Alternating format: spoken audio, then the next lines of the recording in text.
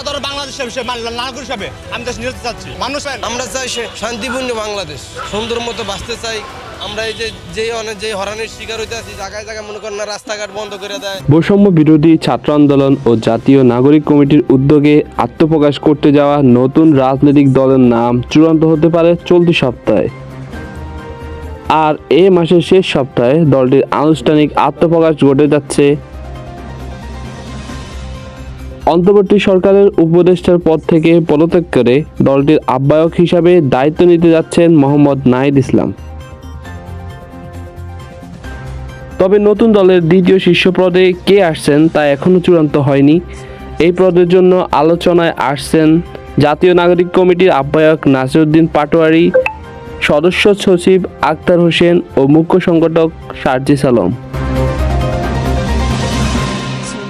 ফেব্রুয়ারির তৃতীয় সপ্তাহের মধ্যে দলের নাম সহ অন্যান্য বিষয় চূড়ান্ত হয়ে যাবে। এরপরে এই মাসের শেষ সপ্তাহে আনুষ্ঠানিকভাবে আহ্বায়ক কমিটি ঘোষণার মধ্যে দিয়ে দলের যাত্রা শুরু হবে। দিনটি হতে পারে 25শে ফেব্রুয়ারির আগে বা পরে। নতুন দলের যাত্রা আহ্বায়ক কমিটি গঠনের মাধ্যমে হতে পারে। জাতীয় নাগরিক কমিটির যুগ্ম আহ্বায়ক আরিফুল ইসলাম বলেন, শীর্ষ পদে নাহিদ ইসলামকেই সবার পছন্দ।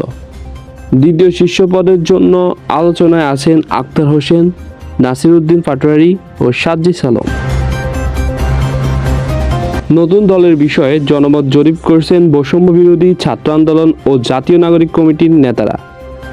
5 ফেব্রুয়ারি শুরু হওয়া এই কর্মসূচির নাম আপনার চোখে নতুন বাংলাদেশ। এই জরিপ হচ্ছে অনলাইনে। এর পাশাপাশি জেলায় জেলায় বিভিন্ন শ্রেণীর পেশার মানুষের মতামত সংগ্রহ করা হচ্ছে। জরিপে মানুষ ইতিবাচক সাড়া দিচ্ছেন বলেই জানান বৈষম্য বিরোধী ছাত্র আন্দোলন ও জাতীয় নাগরিক কমিটির নেতারা।